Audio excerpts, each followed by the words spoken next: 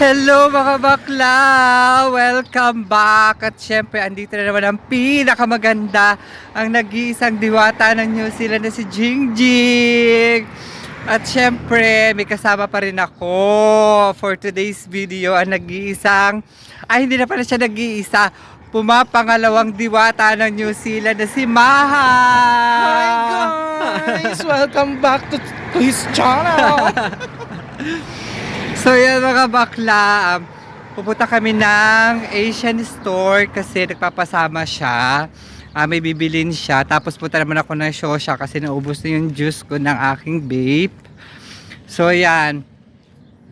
Kasi dati nag-yosi talaga ako dati nung nasa Saudi pa ako. Dito pagdating ko dito, naloka ako sa presyo ng yosi. Kaya tumigil na ang bakla. So yan Maha. Ang pumapangalawang diwata ng Diyos na nagbe-vape ka rin. Hindi po ako Diyosa. Ano ka? Diwata. Punong babaylan. Siya daw ang punong babaylan. So yan mga bakla, kung makikita nyo, ang ganda-ganda talaga dito sa New Zealand, no?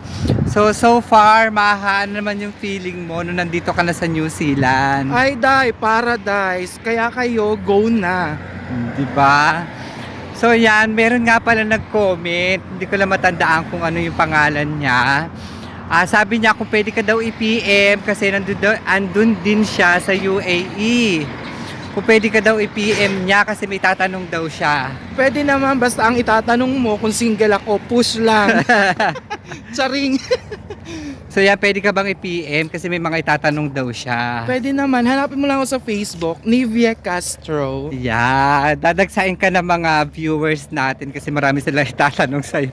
Kung paano ka nakarating dito o yung mga requirements o yung mga pag-apply sa immigration ng New Zealand.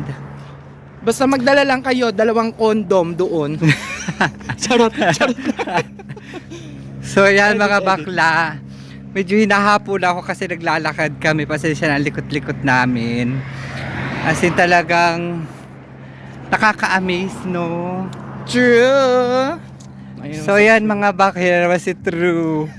So yan mga bakla, sana sa susunod namin video, kung may mga tanong kayo, tapos isasama ko ulit sa vlog si Maha kasi kung may mga tanong kayo, at least masasagot ni Maha.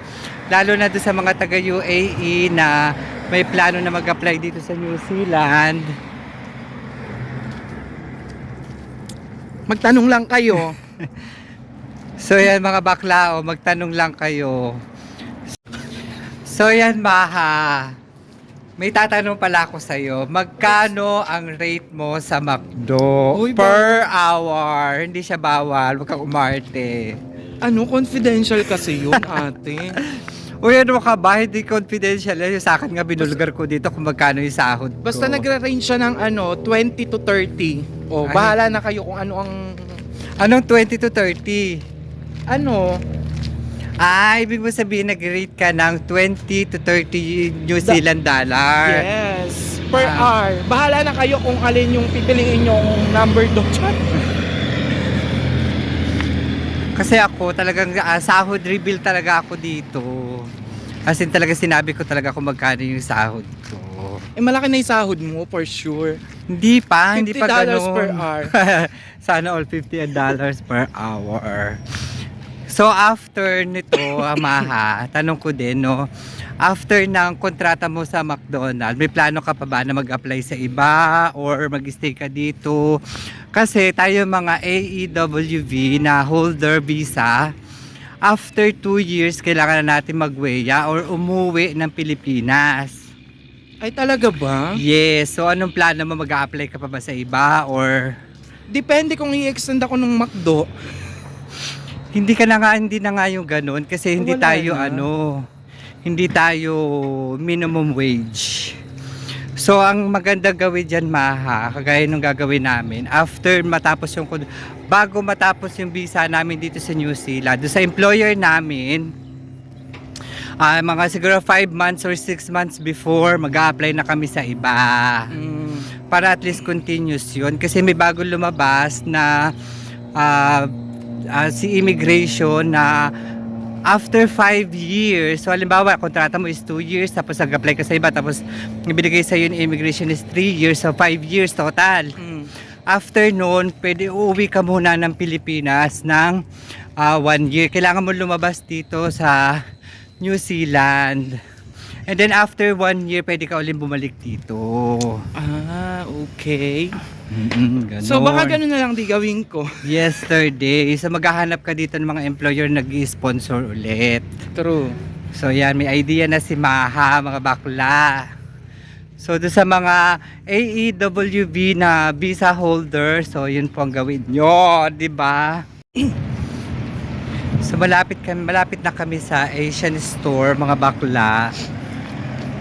So pakita ko muna sa inyo yung, usually mga Filipino food, Chinese food, Thailand, sawadee ka. sawadee ka. So yun lang naman yung makikita dito. Pero anyway, tingnan nyo na lang yung presyo kung magkano, di ba? As in talagang pikit mata na lang na bibili ka. Ganun ka mahal. Talaga napakataas ng cost of living dito talaga sa New Zealand, nakakaloka. So pasok na tayo. Let's.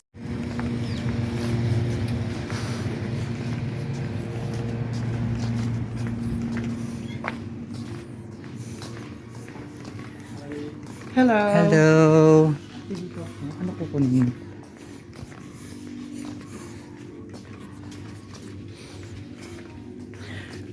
Look ang cheese whiz. Cheese whiz is 19.99 New Zealand dollar. Ang sardinas 2.79 New Zealand dollar. Magkano yun? 34 plus 34 68, around 70 pesos yung isang sardinas.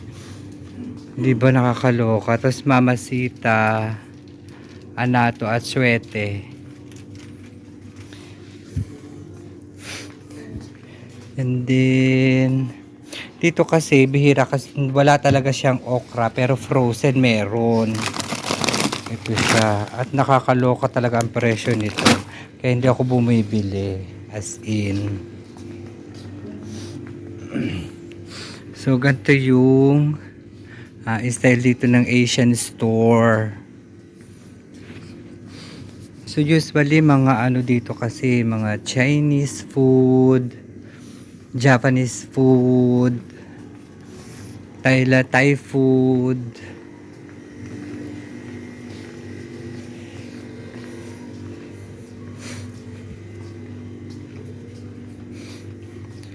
Look ang UFC. UFC is 5.99. Tapos yung Del Monte 10.99. May suka, may toyo. Tapos yung suka 6.49. Yung toyo 7.99.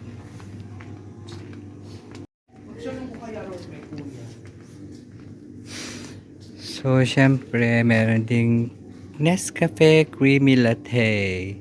At ang presyo, 26.99.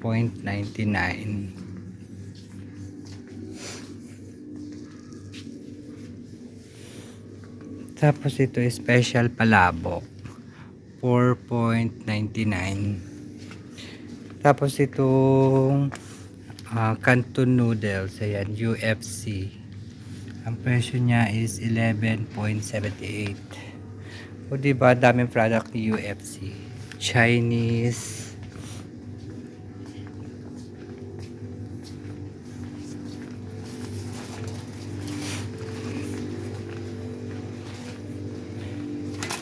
Naghahanap kasi ako ng munggo. Nasaan ang munggo? Nakakaloka naman ng Mr. Chips. At ang presyo, 2.99. Meron din siyang crackling ng Awishi, Ding Dong. Ding Dong. Yung Ding Dong 2.59. Meron din siyang Piatos, Tommy, Skyflakes. Yung Skyflakes naman dito, ang presyo niya is 5.59. Siyempre, ang cheapy, ang presyo, diba, Nova. Cheese Curls, Mr. Chips. So yan mga bakla, ang binili ko lang ay isang pirasong tokwa. Yun lang ang nabili ko, isang pirasong tokwa. Kasi naghahanap ako ng munggo, ang sarap ni kuya. Nawala tuloy ako. Ang pogi kasi nang dumaan, kaya na-distract ako. Yummy. Tamo na-distract din si Maha. Alam niyo mga bakla na pamilya ni Bulldoga. Hindi uso ang plastic. Hindi Paper uso dito bag. ang paper bag o kaya plastic, bahala ka. Bring your own eco bag. True. Ganoon. So nabili ko isang pirasong tokwa kasi parang bet ko ngayong kumain ng tokwa. Ako, puro noodles. Puro noodles siya, kaya good luck. Good luck sa puro noodles. So yan, tatawid na naman kami ng kalsada. Hindi ko alam kung saan kami tatawid. So ito na nga mga bakla, syempre, katapos mamili, uuwi na ng bahay. Pero na-miss ko doon sa Saudi, no, bababa ka lang ng bahay, andyan na yung tindahan. True. Diba? Ang mga tindahan talaga sa Saudi, dikit-dikit. Kagaya din parang Pilipinas lang din. Pero pinagkaiba nila is yung tindahan dito doon sa Saudi Arabia para siyang supermarket, para mini market, no? Correct. Doon sa Middle East, pero doon sa ating sari-sari store. So yan mga bakla, diba? As in talagang pataas ang bilihin dito sa New Zealand. As in talagang kailangan gumawa ka talaga ng paraan kung paano ka makakapagtipid. Pero kung hindi ako nagtitipid sa pagkain, syempre nagkatrabaho ko, ayoko magkasakit. True. I second the motion. Oo, kailangan natin lumamon, kailangan natin kumain. Kasi pag hindi ka kumain, manghihina ka. Kaya kailangan natin ng lakas at energy. Nakakaloka si kuya, may pulis palang dumaan. Kaya pala siya tumabi. May labol yun. So yan mga bakla, kung nagustuhan nyo ang video ito, please don't forget to subscribe and hit the bell button notification para updated kayo sa aking mga susunod na mga videos. At syempre andito si Maha Kubrador. hindi kasi Maha Cobrador, Ay, meron na Maha Cobrador Ano pala? Maha Blanca. Yes.